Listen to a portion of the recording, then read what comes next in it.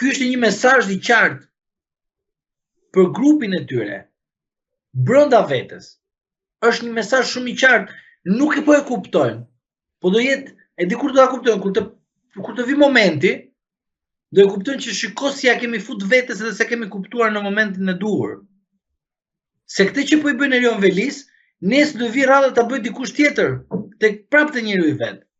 Por në një moment kur do të ketë ndryshuar qeveria dhe nuk do të jetë më Partia Socialiste, do vi një ministër tjetër dhe do t'ja bëj te socialistët, do t'ja bëj të gjithë bashkë pastaj. Po ky është dëm i madh për njerëzit të cilët janë në Partinë Socialiste, sepse do digjet edhe njëmi edhe thati bashkë, që s'duhet bëhet kjo gjë. Po këto po e bëjnë praktik, që nesër kush të vi i ri, thot qa, ky i vjetër ka qenë kështu, po marrim këtë ta çojmë model. Edhe rasti Ahmetaj që nuk po e përsërisim, Ahmetaj çfarë i tha? Erioni tha, kujdes të vjen radha. Çfarë i tha Belës? Bela, po të vjen radha. Ato akoma, jo s'vjen mua se unë jam i fuqishëm. Orë ti po të thot ai është nazil dhe e din që po të vjen radha. Se e ka studiuar terrenin, e din shumë qartë se si punohet. Kështu ndodhet edhe për pushtetin ekonomik. Orë mos merr leje ndërtimi, more. Orë se do të vi radha, po se kupton. Pse se kupton? Sepse ai akoma ose ajo, janë në botën e tyre, janë akoma duke fluturuar me avion. Dhe nuk e mendojnë se kur avioni të ulet, nuk do ulet në mënyrë ashtu si themi prit kilometri kaq ulet, kaq kom poshtë, kështu me radhë, nuk do bëhet kështu. Avioni do zbres në mënyrë urgjente me njëherë, ashtu si zbriti Erion Veliaj. Kush ishte ai që thoshte që Erion Veliaj do arrestohet? Asnjëri s'thoshte nga këta. Edhe Ulsiu, se besonte. Edhe Bela, se beson për vete. Edhe Ballu, edhe Ballu, nuk e beson për vete. Derisa t'i vinë derë. Edhe Xhafaj nuk e beson për vete. Kur t'i vinë derë, marrë rezervë fikse në telefon. Po kaloj, flaka kaluar. Ata se kanë kuptuar se koha që po të kalojnë tani në këto momente që jemi, është flaka e tyre, po nuk po e kuptojnë. E di pse nuk e kuptojnë, sepse mendojnë sepse do ta çojnë partinë përpara. Këtë është parti që nga politikan të përfundon burgaxhi, pse është vlerë nga politikan shkosh në burg. Është antivlera burgu. Pse është antivlera burgu? Sepse nuk po shkon për një aksident. Po shkon në burg për shkak se akuzohesh për vjedhje zotëri, jo për aksident, që është ka bërë nga pakujdesia. Pra çfarë kemi të bërë si shoqëri? Kemi vendosur burgun si dekorat. Është e tmerrshme vetëm duke e menduar.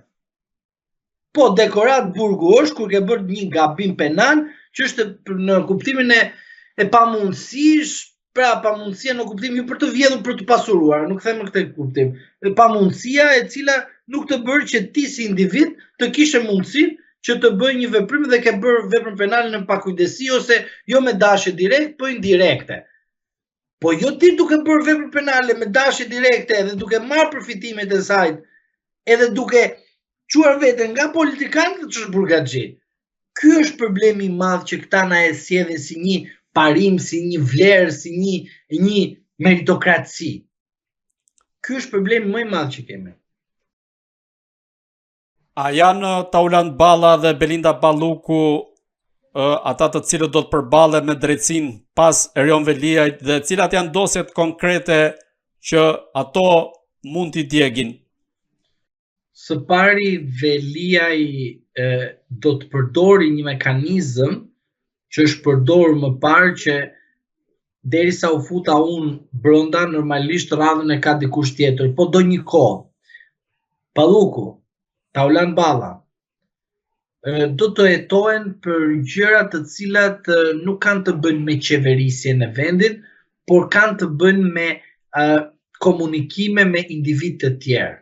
Pse e them kështu? Sepse Berisha e ka thënë shumë qartë.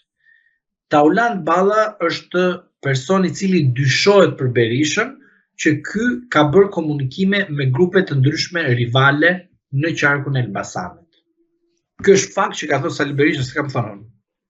Por ama duke analizuar, duke marrë unë si një referencë, them që Tauland Balla do të ketë një problem në të ardhmen. Lere çfarë thonë, jo unë jam kështu, jam ashtu, jam i mirë i botës kështu.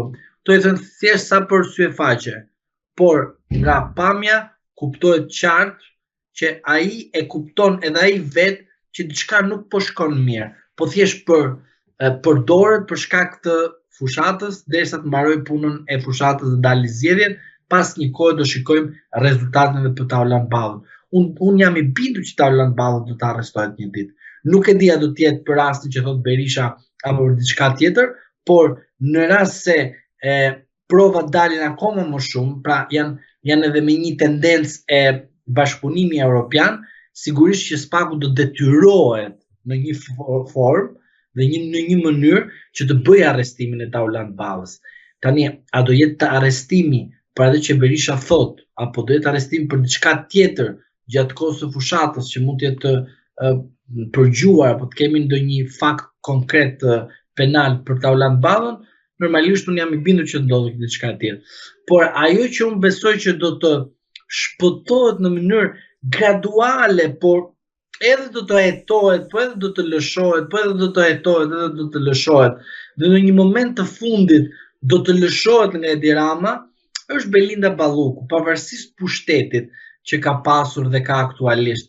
Pse them këtë? Sepse mënyra dhe makineria, ose më mirë manuali që përdor Rama ndaj çdo zëvendës kryeministë ndaj tij, ka qenë kjo e përdor, e lëshon, e flak, dhe pastaj e dërgon diku më poshtë se sa duhet. Për shembull, rasti Peleshit ishte ai zëvendës kryeministër, e largoi, e lëshoi në rrugë, pastaj e mori për shkak të një rrethantë të caktuara, mos tani përsërisim e thamë para shumë kohësh.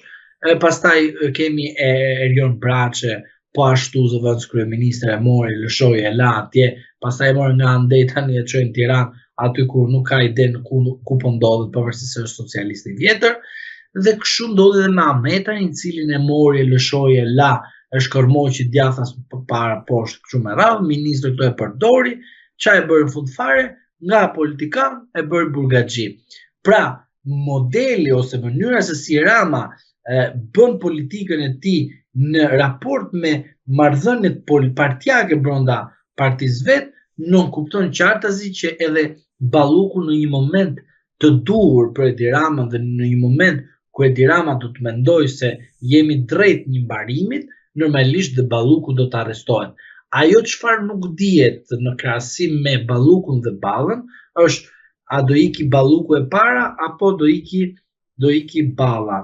Sepse ajo që unë kuptoj është që dikush do lëshohet me detyrim.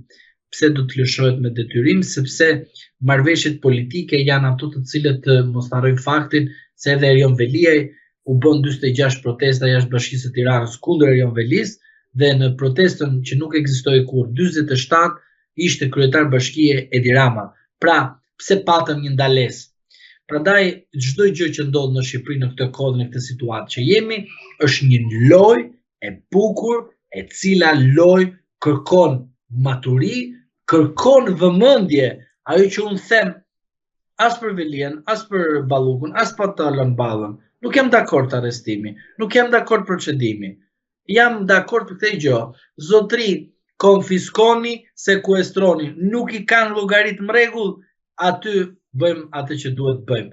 Por burgosi, për të kënaqur opinionin publik, që po futen disa kurban, e kanë bërë, s'kanë bërë, s'ka gjë, e shikojmë kur të vi momenti, nuk jam dakord. Unë them që në rast se doni t'i fusni në burg, po hetojeni në gjendje të lirë, dhe kur do të mbushet ajo që themi kupa në apel, atëherë aplikoni ose futet burg ekzekutim të menjëhershëm, ose mos e fut fare, se po na bëni një kosto kaq shumë të madh se duke na i fut në burg, në fund fare nga gjykatat e huaja do të marrin një pafajsi, në fund fare do pagojmë ne si qytetar shqiptar dhe asnjë prokuror i cili ka qenë dele partisë nuk do pagojë asgjë.